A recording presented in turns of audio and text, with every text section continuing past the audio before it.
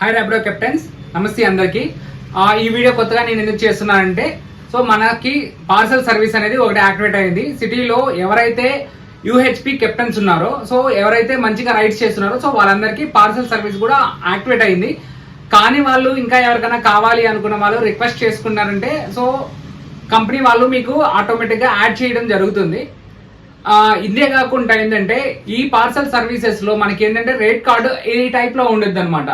So first 3 kilometre వరకు ఏంటంటే kilometre కి 6 రూపీస్ లెక్కన వస్తుంది. 4 నుంచి 7 కిలోమీటర్స్ వరకు కిలోమీటర్ కి 8 రూపీస్ లెక్కన వస్తుంది. తర్వాత 8 కిలోమీటర్స్ పైన నుంచి ఇంకెంత దూరం వెళ్ళినా సరే ప్రతి ఒక్క కిలోమీటర్ కి 10 రూపీస్ లెక్కన వస్తుంది. ఇది కాకుండా మీకు ఇంకా ఏంటంటే బేస్ ఫేర్ అనేది మనకి బైక్ టాక్సీలో 11 రూపీస్ ఉంటుంది. బట్ దీంట్లో ఏంటంటే బేస్ ఫేర్ 18 రూపీస్ ఉంటుంది.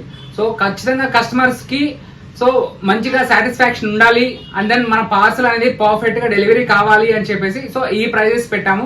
బైక్ టాక్సీ కన్నా కూడా పార్సల్ సర్వీసెస్ లో అమౌంట్ అనేది కొంచెం పెరిగే వస్తుంది. ప్రెసెంట్ మనం తిరుపతిలో బైక్ టాక్సీ రైడ్స్ తో పాటు పార్సల్ సర్వీసెస్ రైడ్స్ కూడా కొంచెం ఎక్కువగానే వస్తున్నాయి. ప్రతి ఒక్కరూ యాక్సెప్ట్ చేసి ప్రతి రైడ్ ని కంప్లీట్ చేయండి. ఇంకా ఏదైనా డౌట్స్ ఉన్నా, ఏదైనా డీటెయిల్స్ కావాలంటే సో డిస్క్రిప్షన్ లో ఇస్తాను, ఒకసారి చూడండి. At the same time parcel service అనేది ఎలా చేయాలి అనేది కూడా ఒకసారి చెప్తాను, వినండి.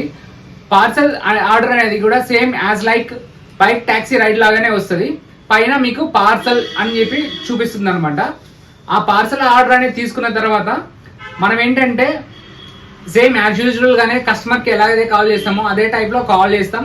కాల్ చేసిన తర్వాత అడ్రస్ కన్ఫర్మేషన్ తీసుకొని సో వాళ్ళ పికప్ లొకేషన్ వెళ్ళి అక్కడ వాళ్ళు ఇచ్చిన పార్సల్ అనేది మనం తీసుకొని ఓటీపీ అనేది కన్ఫర్మేషన్ చేసుకోవాలి.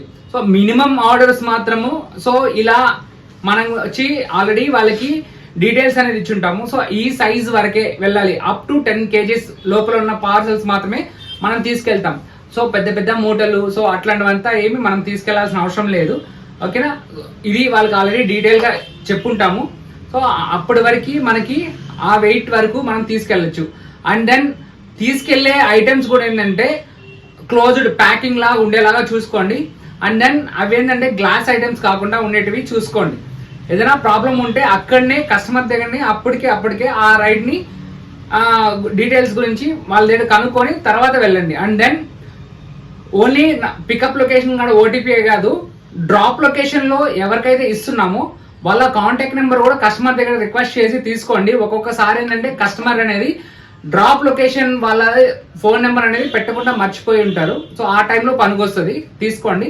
అండ్ దెన్ డ్రాప్ లొకేషన్కి వెళ్ళిన తర్వాత యాజ్ యూజువల్ డ్రాప్ లొకేషన్ లో ఆర్డర్ ఇచ్చిన తర్వాత ఏంటంటే వాళ్ళ దగ్గర నుంచి ఓటీపీ తీసుకోవాలి. ఓటీపీ కన్ఫర్మేషన్ చేసుకుంటేనే రైడ్ అనేది కంప్లీట్ అవుతుంది, లేకపోతే మీ దగ్గరే ఉంటుంది అన్నమాట పార్సల్. ఇది ప్రాసెస్.